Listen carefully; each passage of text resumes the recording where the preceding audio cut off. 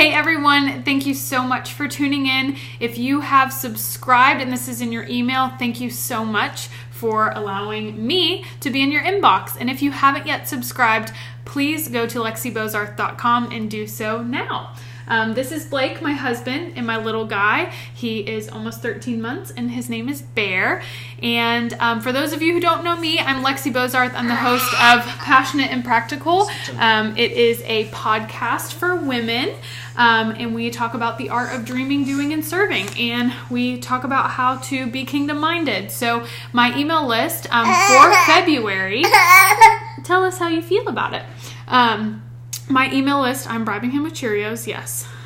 Judge me? Oh, thank you. My email list for February is all about 30 days to a stronger marriage. So I've got this awesome printout that I've created. Yes, I'm bragging on myself because I just said awesome printout that I created. 30 days to a stronger marriage. So we just want to pour into you so that you can pour into your marriage.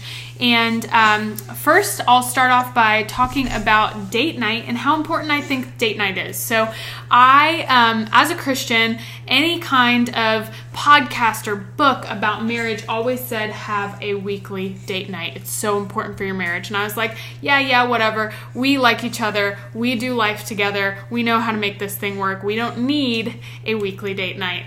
And little did I know that when our son would be 7 months old, that was the first date we went on, and it was for our anniversary. And I worked in the restaurant industry, and I just remember people saying they were on their anniversary and they hadn't gone out since the year before. And I was like, I'll never be that couple. And here I was 7 months into having a new baby, and we hadn't been on a date yet. And so I encourage you to have a date. What do you think? What are some of your marriage tips? One thing we just instituted is a weekly planning session. So we will, on Saturday mornings, 9 a.m., get together, talk about our weeks, and hit the highlights, things that went really well, things we want to improve going into the next week. And then we have a planning session about that next week, and we try to get on the same page with our schedules. And it's been really helpful for us, I think, because it helps us be intentional about where we're spending our time in that week and how we can help each other and what the fun things are that are going to be on our schedule. Awesome. And the next thing on the list is sexy time.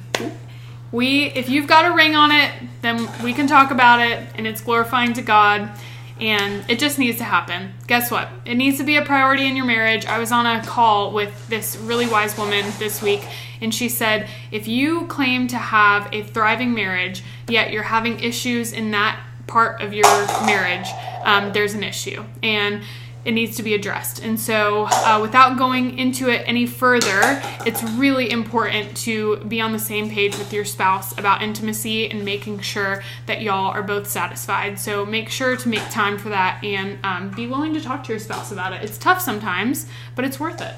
Totally. I think that's my favorite one on my list. This other thing we want to talk about is how it's really inspiring when you're generous together and when you're showing hospitality together. So one of our favorite things to do is to host. So we had like a pizza night this past week. We used to do that every week before we had a kid. But it's just a really good way to bring people into your home and bless others. And when you have something that there's a charitable cause that you can both get behind, it's just exciting to kind of choose those things together and practice generosity together and hospitality. I love that. And then last for me is just dreaming about what your life will look like when you're 60, when you're 70, when you're 80. I think it's so important to dream big, and not necessarily dream big as in like, we want to have a house in the Hamptons and have a yacht or those kind of dream big, but what would you desire as a couple to experience when you're 80 years old? In fact, we have couple friends that are in their 60s, 70s, 80s, and it's just so fun to watch them be grandparents and great-grandparents and just pour out wisdom onto us, and frankly, we just want to kind of be like them. It's true.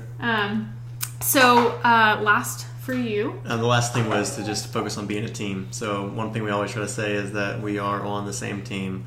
I am this girl's #1 fan. Nobody else can take that title.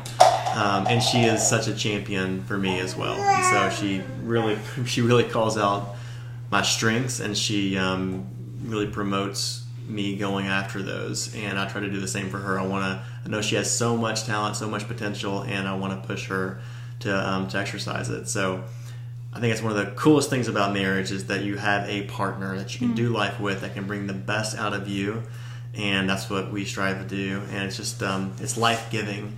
You don't get smaller when your wife or your spouse succeeds and shines. It makes you both stronger. So it's a big one. Thanks, Blake. And just to kind of point back to this 30-day challenge, because I do believe in it, it's just so simple, and there's just a few questions, and it goes through things like, what's your favorite thing about your spouse? And what are 4 things that you want to do over the next month to strengthen your marriage? And what are some daily habits and daily things that you can do for your spouse to serve them in a way that just strengthens your marriage? So he's back to say goodbye.